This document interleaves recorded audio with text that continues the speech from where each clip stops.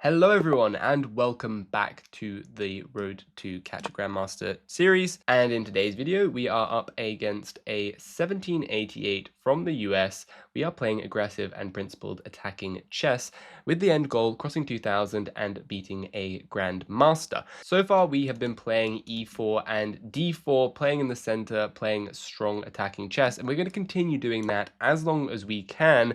And we've only had one game go slightly wrong using this gambit opening, although it's against someone who I'm 99% certain was a cheater, although I don't think they've been banned yet, but I will update you when that does happen. So this guy has accepted both of the pawns that we've offered up, but now it's time to recapture with the knight, get that knight into the game, get the bishop out, get the knight out. Very, very fast development, one after another. Keep making threats on the black position, and we make it extremely difficult for black to play. So knight c6 is one of the most solid moves. They couldn't play the move knight f6 because we would have kicked it out with the pawn, but we're just going to keep developing as fast as possible. And a very common move here, bishop g4, would actually be a mistake because we could play something like queen to b3 and go after this pawn and that pawn. Now, what they've played here, this move h6, is a little bit slow in my opinion, because they need to be getting their pieces developed and casting as quick as possible, considering we've already sacrificed a pawn and have the development initiative. The more they continue procrastinating on getting their pieces out, that's even more that our development advantage is going to increase, and eventually their position may become unsalvageable. So yeah, they've broken yet another principle. They brought their queen out early. This is not how you're meant to play chess, guys. Look at this. We already have knight to d5, making a threat on the queen and the pawn, which will force the queen back. So I think we should definitely go for that. Pretty obvious threat there. So they brought the queen out and back, allowed us to centralize the knight, and that cannot be any good to play. So I'm now thinking probably a move like rook to e1 to support this pawn thrust into e5. Looks like a very strong way to play the game. So let's bring the rook to e1, try and push this pawn up. Potentially we can play like queen b3 or something, but they've allowed us to play this move pawn to e5, which looks very, very strong. I see no reason why we shouldn't play it. Let's play pawn to e5. If they take this way, we probably shouldn't take with the queen because that might allow bishop to e6. But in this position, yeah, we've now got the two knights in the center, rooks coming out supported here. We're going to capture here with a check. If the bishop blocks, we can consider some kind of capture. Bishop taking here, there's pressure here. We could have added more pressure with the queen. We could have brought the queen to b3.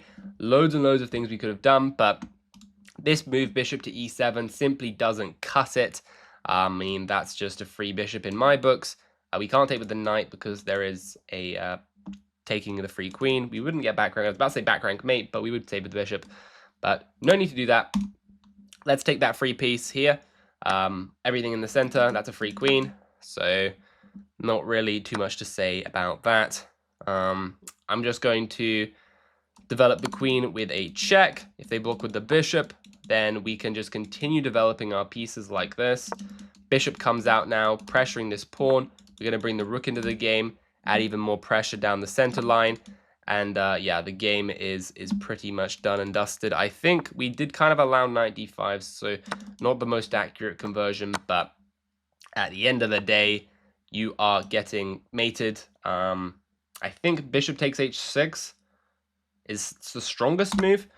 I was going to say bishop d6 looks good because, I mean, we just win the rook by force, but this way we do get the forced mate. The pawn is overworked and overwhelmed, and that is a nice checkmate. Another really nice quick win. Let's take a look at that analysis, and I will be back with you in a couple seconds. Okay, so we played that game with an accuracy of 89.1 against their 61.7. Looking through the opening, it looked, yeah, the graph looks fairly smooth, but there were a couple rocky moments where we lost the advantage a little bit. Yeah, this h6 move is way too slow. They have to be developing the knight here. I guess they were scared of knight to g5, but that can be met with knight going to e5 and attacking the bishop and defending the pawn. So I guess they just missed that defense, but after this point where they moved out their queen and just allowed it to get ping-ponged back and forth, it just seems like black was really on the defensive here, and we were just crashing through the center. Because we've castled, have 3 pieces developed. They only have 1 piece developed, and you don't really want to be playing chess like that. So I brought another piece into the game. Bishop d2 to c3 was slightly better, which is interesting because it makes it very difficult for them to develop. So for example, bishop d2 here, bishop c3. On bishop to e7, we can consider something like takes, and then e5. Maybe not e5 right away. Maybe rook e1 first, and then e5. But either way, something like this where we get the dark square bishop, and then the bishop to c3, the engine really liked it. But I went rook e1, and then, yeah, e5. e5 was premature. Should have played bishop to f4 to preempt e5.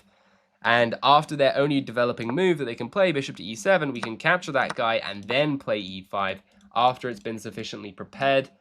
So definitely played that one a little bit inaccurately, but it all worked out fairly okay. Black could have defended this position like this with takes. I had this taking with check, which seemed not bad. But they can go bishop to e6. And then after takes, I guess they just go, yeah, they go with the queen to guard this bishop. But yeah, somehow Black's doing okay here. Okay, I'm not seeing these moves. These moves are really weird. These moves are pretty weird. They do make sense, like you're pressuring these pawns over here. Okay, Black playing queen d5 doesn't make any sense. Black just wants to develop their pieces. Aha, we're actually supporting this bishop from the flank. Wow, this is some pretty interesting stuff. I don't think either of us was seeing much of this at all. But yeah, apparently that was the only way that Black could really defend.